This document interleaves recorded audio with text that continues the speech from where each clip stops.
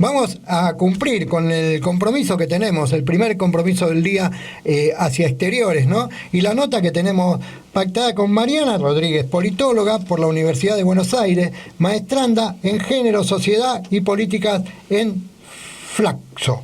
Bueno, hola Mariana, ¿cómo estás? Claudio Bevilacqua te saluda, gracias por acudir al llamado del Paso Cambiado. Bueno, ¿qué tal? Mucho gusto. Gracias, Claudio, por la invitación, sobre todo por la confianza de sumar mi voz al programa. No, por favor. Ahí mientras esperamos que Charito nos diga si se escucha bien, si está perfecto nos dice. Bueno, arrancamos entonces con esto de, teníamos muchas ganas de llamar a alguien que esté vinculado a la política desde lo técnico, ¿no? Siempre hacemos entrevistas a políticos o a políticas que tienen que ver con lo partidario, con lo ideológico y demás, pero en este caso queríamos tener la opinión de una politóloga como vos para que nos cuentes un poquito cómo se vivió esto de las nuevas elecciones legislativas y cuáles son las expectativas que quedan, ¿no? ¿Qué hay después del domingo? Sí, la verdad que siempre hay mucha ansiedad y muchas expectativas en la antesala de cualquier proceso electoral. Creo que a nivel sociedad siempre hay mucha más ansiedad y mucha más atención puesta por parte de la mayoría de la gente cuando son presidenciales, pero en este caso creo que los últimos años fueron de las que más llamaron la atención por una serie de particularidades. Creo que la primera fue el contexto y sí, el condicionante que supuso la pandemia, digo, tanto para lo que fue la campaña como para las condiciones, sobre todo en términos económicos y sociales, que venía el país y cómo eso se profundizó. Así que bueno, ahora estamos en el día después de, ¿no? El día después de mañana es un poco la situación. Y creo que en un punto, bueno, desde quienes nos dedicamos a las ciencias sociales, en particular yo soy licenciada en ciencia política, tenemos un interés más o menos constante de seguir estos temas, entonces ya al día de la elección llegas como medio con cierto cansancio, con cierta saturación del tema, porque lo venís pensando desde enero, ponele.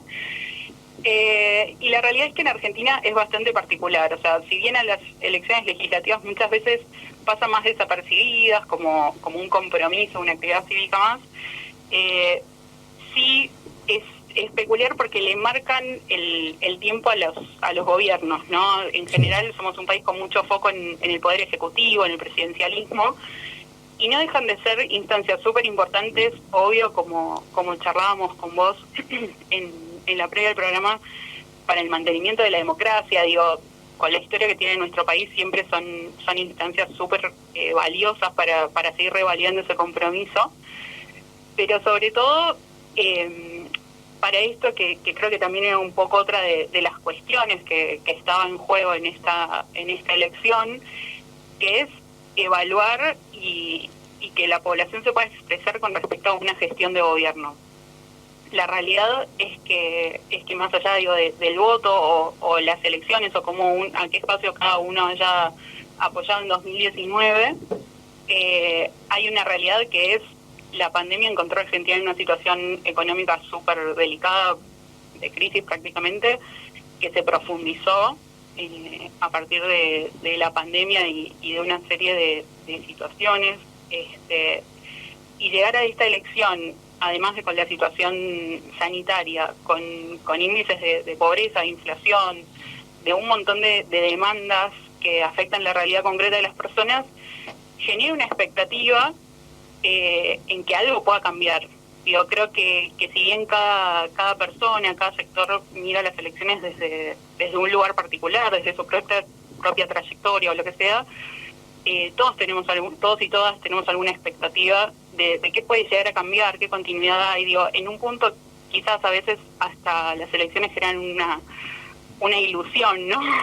Algo de decir, bueno, esperamos que se pueda cambiar. Esto ya un poco lo vimos con las PASO, donde el oficialismo esperaba resultados mejores de desempeño en la elección, y a partir de eso podemos juzgar si mejor o peor o lo que sea en alcance. Trató de hacer un ajuste en su política de gobierno y tratar de prestar más atención, sobre todo a los sectores populares y medios que vienen son los grupos más afectados obviamente por la situación actual.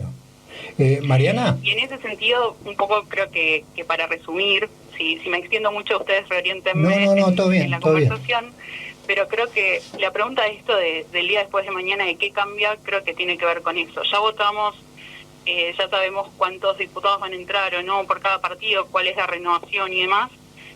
La pregunta es, y que creo que la mayoría de las personas se hacen cuando no se dedican a la política como profesión o a temas relacionados, es, ¿y esto a mí cómo me toca? ¿No? En la vida diaria. Sí.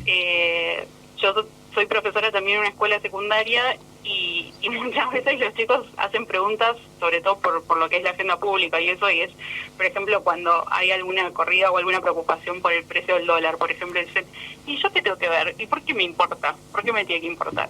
Entonces, con las elecciones creo que es un poco esto. Me parece que más allá de que el oficialismo festeja de alguna forma que pudo remontar los resultados de las PASO, la oposición también celebra que hizo una buena elección y que de alguna forma quedaron, entre comillas, equilibradas las fuerzas en las dos cámaras del Congreso. La mayor cuestión es ver cómo se traslada eso a la vida diaria y a la realidad de las personas, ¿no? Claro, bien. Ahí quiero ir un poquito, Mariana, porque, digamos, sí, para los que venimos siguiendo la política de alguna manera y nos atrincheramos en algunos sectores como estos, por ejemplo, en un programa de radio para contar lo que nos gusta, lo que no nos gusta o lo que nos afecta como parte de esta sociedad, venimos observando, por ejemplo, que los vencedores... supuestos vencedores ahora, porque están ahí por ahí, salvo la capital o Córdoba o algunos lugares muy determinantes que la diferencia fue muy amplia. Los vencedores de hoy son los vencidos de ayer, digamos. ¿Cómo entendemos esto desde la política, ¿no? Es decir, bueno, los que ganaron ahora son los que hace 2 años el pueblo de alguna manera los echó a patadas, digamos, ¿no? O los castigó de alguna forma, o la gente que va a votar. ¿Cómo entendemos esa parte? Mira, en eso hace algunos días charlaba con algunas compañeras y colegas sobre este tema, compartiendo esta visión, ¿no? Creo que en estos años de democracia y en el proceso anterior, ¿no? Previo al 76 y demás, estábamos acostumbrados a una polarización entre dos partidos. Yo lo que creo es que sobre todo el 2015 a hoy, estamos entrando en una etapa como de dos fenómenos que para mí concurren. Por un lado, que estamos yendo hacia un modelo de, más que bipartidismo, te diría de dos coaliciones, donde dentro de cada espacio hay referentes o hay vertientes con distinta orientación. Digo, si bien las dos como fluctúan más o menos dentro del centro, promedio en el centro del espectro ideológico, algunas más hacia la izquierda y otras más hacia la derecha, dentro de cada uno de los espacios también tenés referentes que por ahí parecen cruzados, ¿no? Entre comillas. Eso por un lado. Y por otro lado, respecto a lo que vos decís, me parece que en ese juego la sociedad, por ahí el mecanismo que está encontrando hasta ahora como expresión es expresarse por el contrario. Creo que lo vimos en 2015 con la elección presidencial, cuando después de varios años de gobierno del kirchnerismo se eligió a Cambiemos. Después en 2017 quizás no fue tan marcado, había alguna continuidad quizás con el gobierno del espacio Cambiemos. En 2019, cuando ya había un descontento importante respecto de lo económico, de la inflación, de una serie de cuestiones, se volvió a votar a la oposición y creo que actualmente lo que pasa es eso. Me parece que en la sociedad está visto como casi única instancia de representación o expresión política la elección y la expresión a través del voto, porque también hay muchas otras instancias que no sé si están agotadas, pero sí se institucionalizaron, se conocen más, son menos disruptivas. Sí. Y se sienten como con menos poder o con menos fuerza en los reclamos. Entonces creo que la sociedad en general ve como que su recurso es el voto, y en un sistema donde tenés dos coaliciones, creo que un poco el voto castigo, por decirlo, o el voto por el contrario, empieza a verse así, también porque creo que estamos en una era donde no hay tanto esto de la familia peronista, la familia radical, digo, no hay tanta pertenencia o identificación con un partido, sino que también se trata de un apoyo a ciertos liderazgos, y eso hace que sea bastante volátil, no hay un compromiso con un espacio, con una plataforma en la mayoría de los votantes, y eso hace que este voto fluctúe. Si el rumbo de las cosas, mi entorno, yo estoy más o menos bien, sigo apoyando, si no estoy conforme voy por el contrario, para que sea un llamado de atención, o ver si haciendo algo relativamente distinto esto cambia.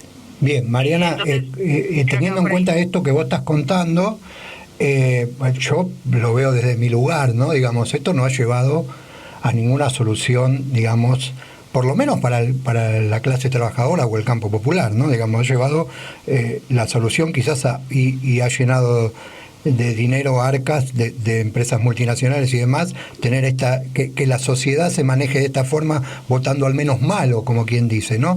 ¿En qué lugar ponen ustedes, o el análisis, digamos, pones vos, de la gente que no concurre a votar, del que decide votar en blanco, del que anula el voto? Digamos, ¿podemos coincidir en que es una de las elecciones con menos participación en la historia de la Argentina? En las PASOs hubo un 67, un 68%, y ahora hubo un 71,5% por ahí, ¿no? Digamos, ¿cómo analizan esto? ¿Cómo lo analizás vos? Yo creo que o sea, mi lectura es esto, ¿no? Va en línea con esto de que el voto es como la herramienta por excelencia, si se quiere, o más reconocida entre las personas como manifestación política, y me parece que el descontento o muchas veces esto que decía yo recién o al principio de la charla, uno se siente muy muy lejos de la realidad del representante, o muchas personas creo que se hacen la pregunta de que haya un legislador más o legislador menos no cambia mi realidad diaria.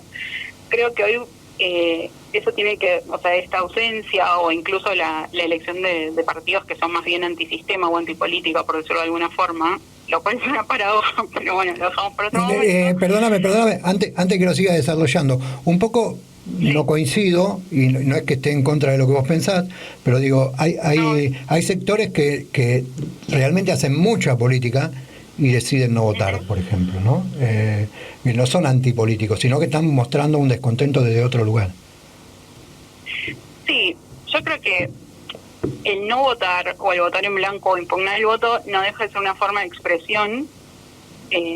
Todos los resultados implican algo y eso está mucho en el ojo de quien los lee, ¿no? Digo, uno como funcionario, como cientista social, como periodista, como comunicador, desde cualquier rol uno puede hacer una lectura y tratar de indagar o tratar de hacer algo para cambiar. Yo creo que probablemente entre la gente que no votó, que decidió impugnar el voto o votar por otros espacios distintos a los que venía apoyando, creo que se trata de eso. Por un lado, mostrar descontento e incluso tratar de trasladar cierta demanda, decir, yo apoyé hasta acá y no siento que se estén cumpliendo los compromisos, si se quiere, o las expectativas que yo tenía al apoyar este espacio, y creo que habla de eso. Que por otro lado, a mí en lo personal, ¿no? Esto es una lectura mía, creo que tiene que ver también con que sobre todo la pandemia y esta retracción de la vida social, de las manifestaciones, del armado colectivo y el desafío que el aislamiento supuso para eso, profundiza un poco esta cuestión de, digo, después del 2001 y todos los movimientos populares que surgieron en ese momento, empezamos a quedarnos como sin recursos. Digo, en un momento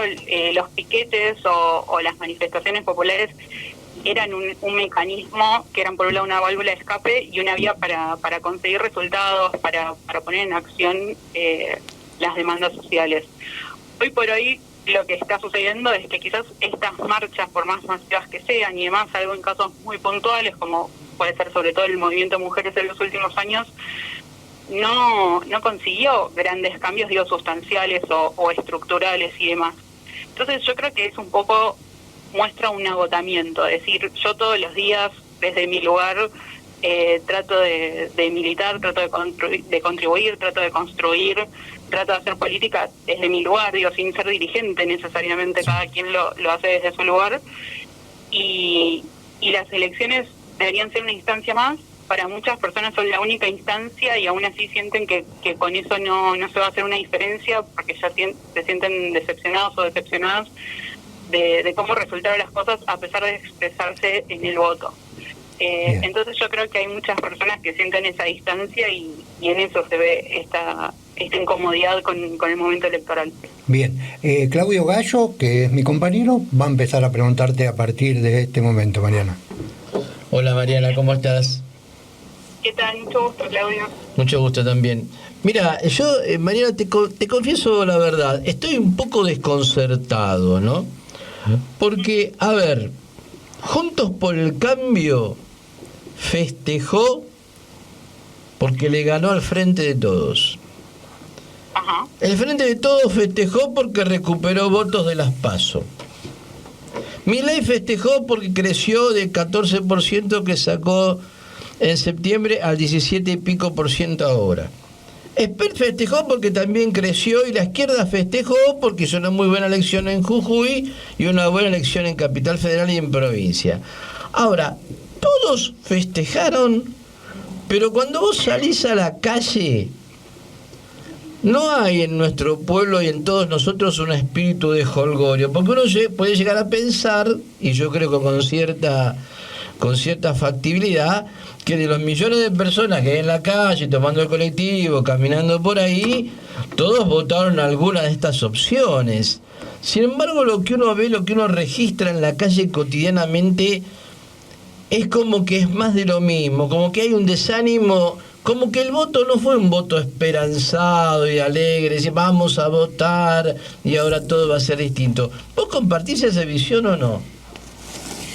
Y sí, yo creo que la mayoría de las personas se sienten alejadas de la política, ¿no? Y de toda esta cuestión, como vos decís, que hay mucha preocupación por cómo comunicar, qué mensajes transmitir desde lo político, esto de que cada espacio tiene cosas para festejar, que igual yo en un punto coincido, porque en general en los redes sociales cuando nos preguntás algo todo es relativo, ¿no? Lo contextualizamos y creo que es justificable casi todo lo que comentabas, pero volviendo un poco a lo que charlábamos recién con Claudio, creo que tiene que ver con esta distancia. Me parece que mucha de la gente que concurrió el domingo a votar fue un acto casi burocrático, te diría.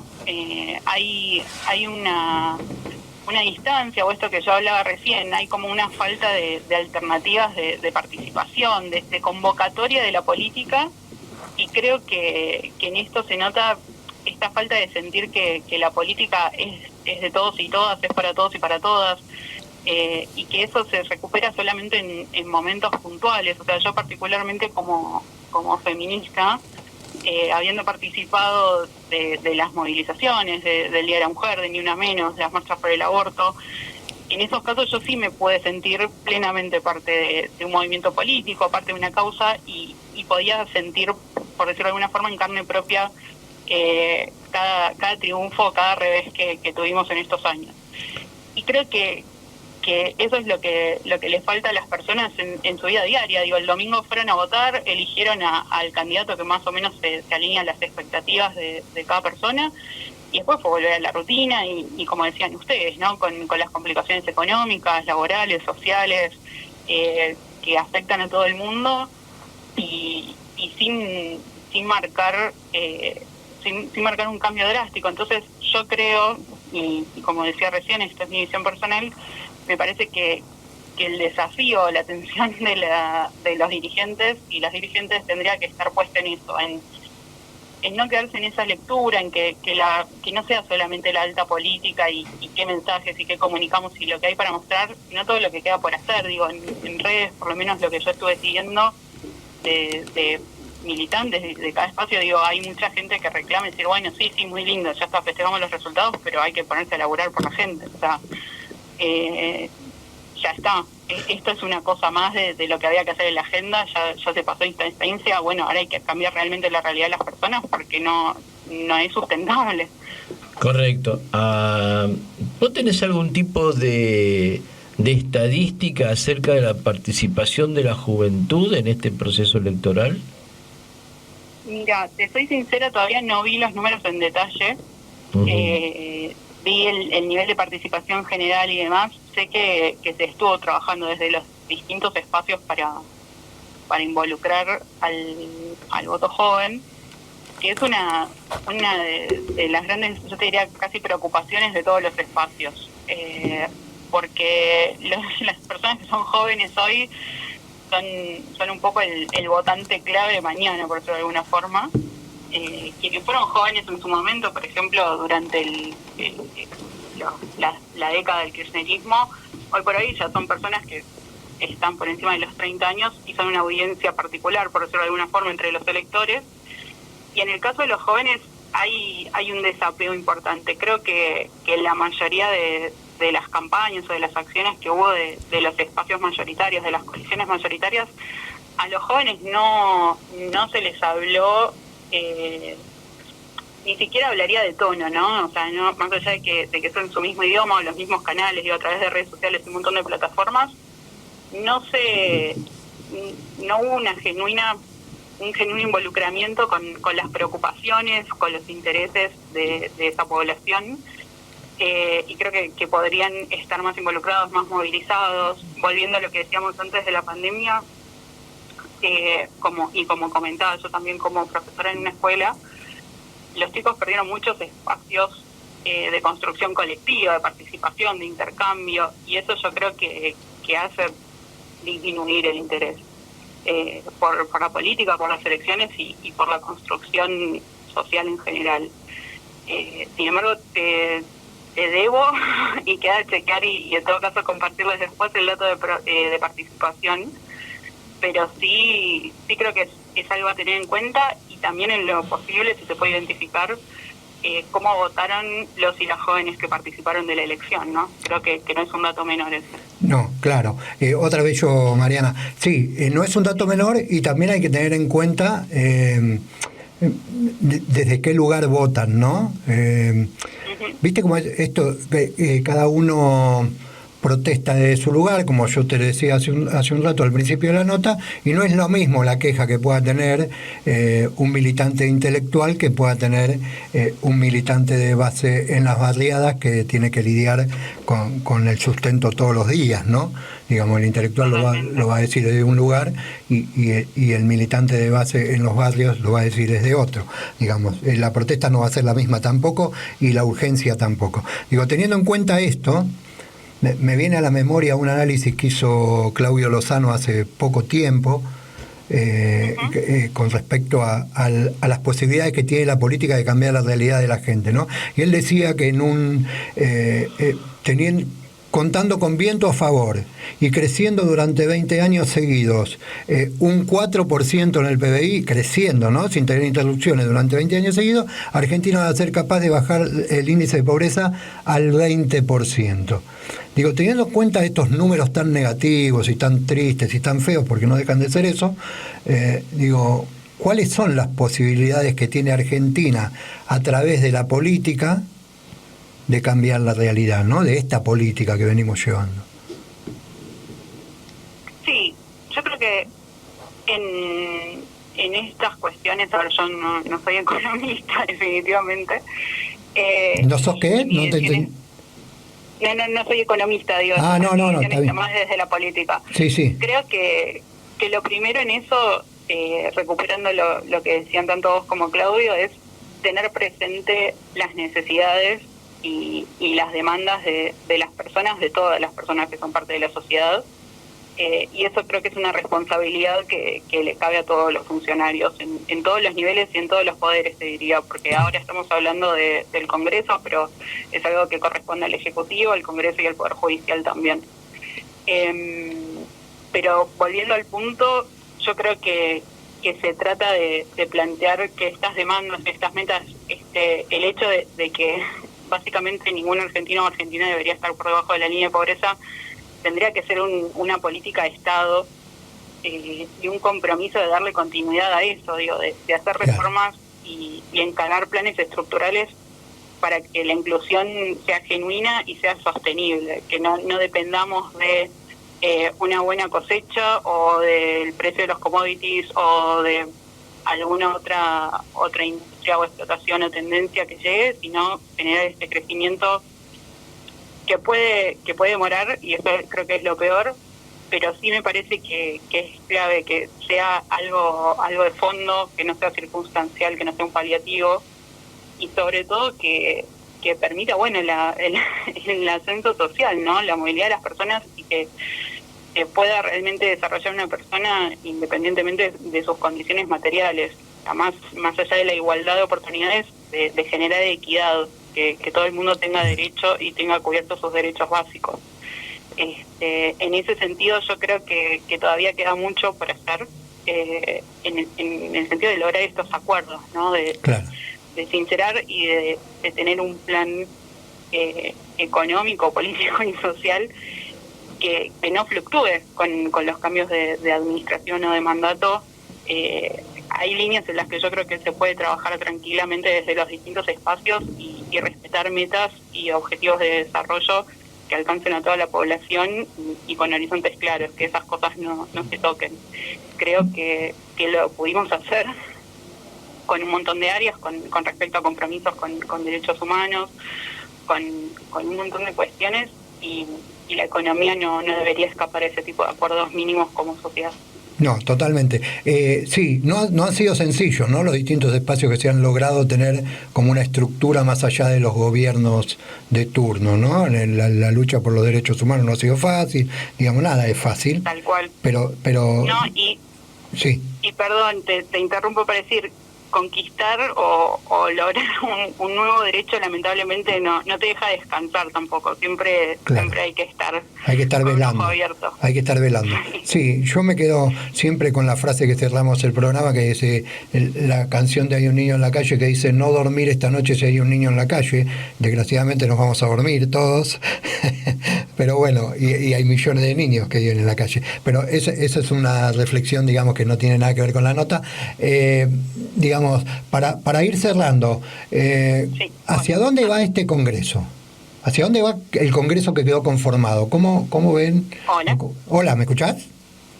Hola. Sí. No había escuchado por un momento. Sí, te preguntaba, digo, bueno, el nuevo Congreso que quedó conformado, ¿cómo quedó conformado? ¿Hacia dónde va? Uh-huh. El nuevo Congreso es un desafío. Creo que es un escenario bastante novedoso para lo que habían sido los últimos años, ¿no? Sobre todo se habla mucho de el peronismo perdiendo el quórum en el Senado, y una situación que ya un poco se venía dando en diputados, que era la necesidad de negociar con otras fuerzas o con otros bloques. Las dos primeras minorías prácticamente, o la primera minoría y la segunda minoría, que son el Frente de Todos y Juntos por el Cambio, van a tener que poner atención, y creo que en ese sentido los grandes ganadores son las bancas alineadas con partidos provinciales o partidos minoritarios, que van a tener ahora más capacidad de negociar o de exigir en las próximas iniciativas. Claro. Me parece que por cómo se venía desempeñando el Congreso, las grandes discusiones que vimos este año, o las más mediatizadas, por ejemplo, tuvieron que ver con cuestiones que están buenas, pero que quizás no son de fondo, como fue el etiquetado de alimentos, que es un tema súper importante, pero que no apuntaba a la estructura económica, como el proyecto que anunció el presidente el domingo de la noche, y que todavía quedan por venir cuestiones como el acuerdo con el Fondo Monetario y demás, que en eso va a ser importante el rol que va a ganar la oposición en un punto como oposición, o que pudiera trabar alguno de los proyectos, y sobre todo, como te decía, estos bloques minoritarios que empiezan a tener voz y voto, y hay que ver cómo juegan, y que pueden empezar a tener más demandas a cambio del apoyo a iniciativas de uno u otro lado. Claro.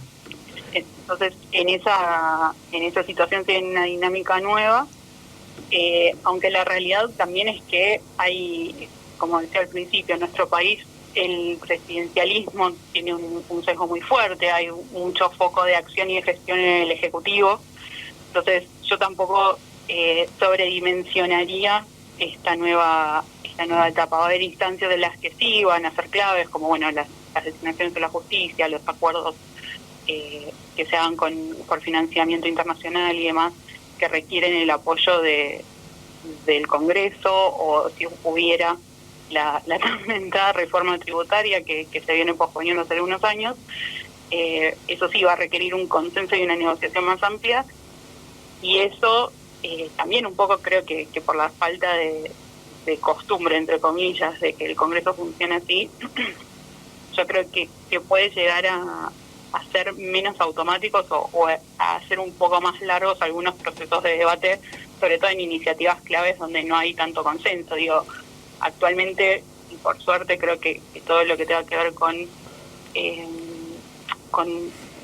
qué sé yo, legislar a favor de la salud, de los derechos y demás, suele generar un consenso más amplio, y después hay cuestiones, sobre todo vinculadas a lo económico, donde la toma de decisiones que depende del Congreso se puede llegar a dilatar más.